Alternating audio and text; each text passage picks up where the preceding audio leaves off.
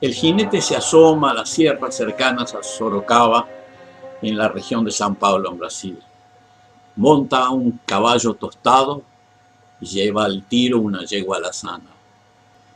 Calza botas de potro, viste calzoncillos y chiripán, una camisa gris holgada y un sombrero panza de burro.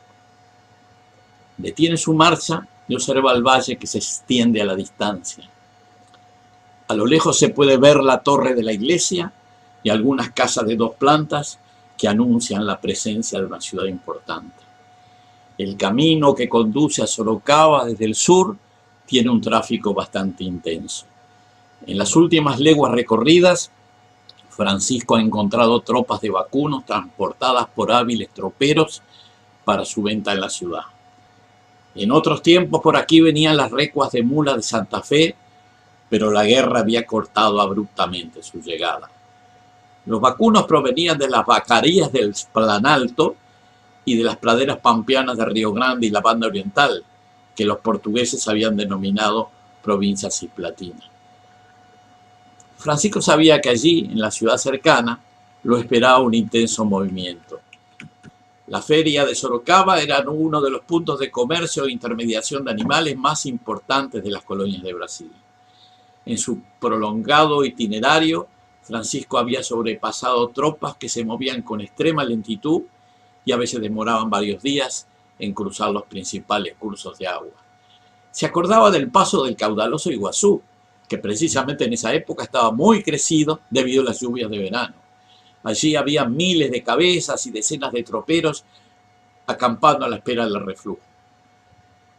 Afortunadamente sus habilidades de jinete vadeador le permitieron realizar el peligroso cruce con su caballo, ayudado por una canoa de cueros, lo que en el sur llamaban pelotas, que le cedieron unos peones de faena caingán que tenían sus toldos en las cercanías del paso. El camino de los tropeiros estaba bien desmatado. Luego de 2 siglos de tráfico, era una franja bastante ancha de pastizales con un muro de árboles en cada costado, lo que los botánicos llaman hoy la mata atlántica. Ya hacía 4 meses, un 5 de septiembre de 1820, que Francisco había partido de Corrientes, cruzando el río Uruguay, desde Santo Tomé a San Borja. Había salido de San Borja con 4.000 patacones que le había confiado don José Artigas y acompañado de 4 fieles criollos, 2 soldados tapes de nombre Guarabí y Amarillo, un pardo llamado Eustaquio y un portugués españolizado de apellido Rocha, y al principio había partido con 2 montas. El más querido era Fandango, un tostado que era su caballo desde los tiempos de purificación, y Carola, una yegua zaina que debió abandonar en Chaucheré porque había quedado renga. Fandango había resistido todos los embates del camino, cruzó ríos nadando, soportó lluvias y todo tipo de pasturas. En Chaucheré había obtenido una yegua alazana que lo había acompañado junto con Fandango hasta la cercanía de Sorocaba, donde estaba. Tal vez ahora tendría que pensar en renovar su yunta, aunque Francisco era de los gauchos que se encariñan con los caballos y le costaba abandonarlos en el medio de un viaje. Guarabí y Amarillo se separaron de Francisco a los pocos días de iniciado el itinerario en Campo de Santo Ángelo y continuó solo con Eustaquio, que aguantó mucho más y solo se despidió al llegar al Iguazú, donde conoció una china con la que hizo amistad y un poco más. En ese momento, Francisco conservaba la mayor parte de la suma que Artigas le había confiado a orillas del Paraná. Más de 3.500 patacones en plata y algo así como 10.000 reis que había venido utilizando para los gastos de la travesía. Pensaba guardar 500 patacones para su regreso, lo que le permitiría hacer llegar unos 3.000 a los orientales prisioneros que tal vez pudieran servirle para comprar su libertad. Al llegar al centro de la ciudad, Francisco se entreveró en la muchedumbre sin problemas. Una caravana multicolor de a pie, a caballo, carros y carretas. Había hombres y mujeres de todas las razas, indios tupiniquín, carios y caicán, africanos libertos y esclavos de Angola, de Mina, de Mozambique, de Daohey, caboclos y portugueses, Todos ellos se cruzaban en las barrosas calles de Sorocaba. Se acercó a una hospedería, ató sus caballos a un palenque cercano a la pensión y solicitó hospedaje por esa noche, para poder descansar antes de emprender la etapa final que lo llevaría hasta la bahía de Guanabara. Allí lo esperaban los criollos prisioneros en la isla de Ascoba.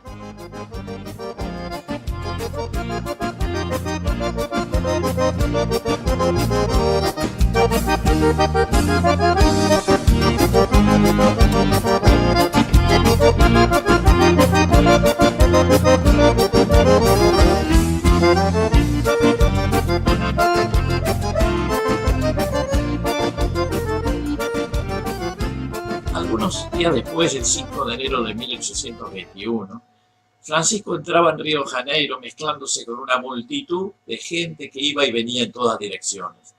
En esa época Río era la capital del extenso imperio portugués de Brasil, donde se concentraban gran parte de las actividades políticas y administrativas del país. Hacia o desde Río confluían o irradiaban productos y personas.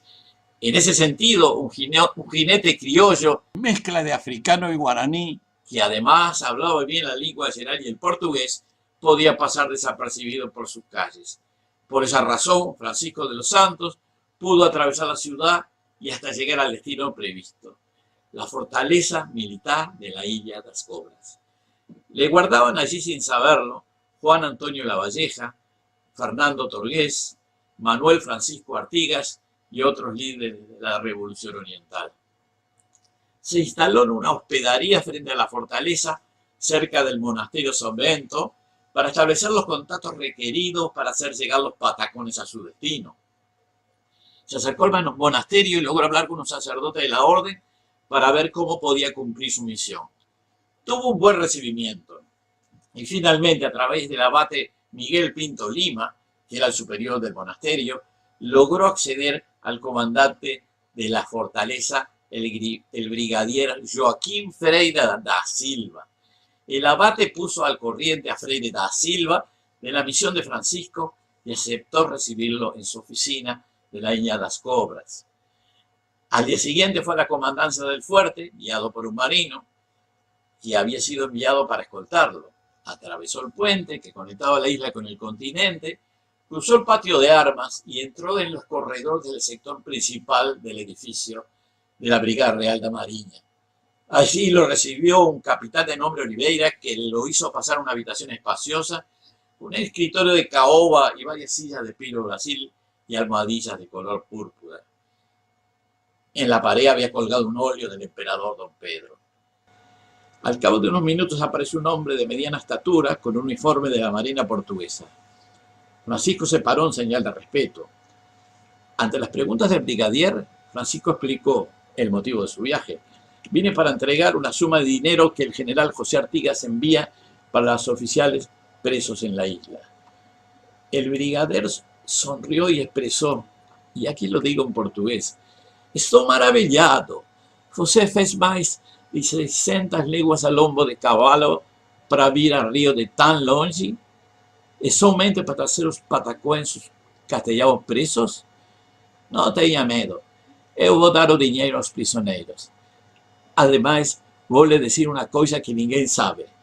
Penso que muito pronto os prisioneiros vão ser liberados. Mas o dinheiro sempre é bem-vindo. Bueno, este es el portugués que pude pronunciar. Probablemente el otorgamiento de la libertad de Lavalleja, Torgués y Manuel Artigas ya estaba decidido a nivel político, tal como lo insinuó Freire da Silva. El brigadier aprovechó para cumplir las órdenes superiores ya recibidas y al mismo tiempo obtener una buena suma de dinero para el cuartel o, quién sabe, para él mismo. De una manera u otra, la misión de Francisco de los Santos fue exitosa y el chasque de Artigas emprendió el camino de regreso casi inmediatamente. 4 años después, a fines de 1825, Francisco se incorporó a las fuerzas orientales rebeldes de Juan Antonio Lavalleja, que habrían de lograr a través de la lucha armada la confirmación de la soberanía de la provincia. Después de la constitución de la República Oriental del Uruguay en 1830, Francisco de los Santos se aquerenció en la vuelta del Palmar, cerca de la costa de los Castillos, en el sector oriental del nuevo Estado.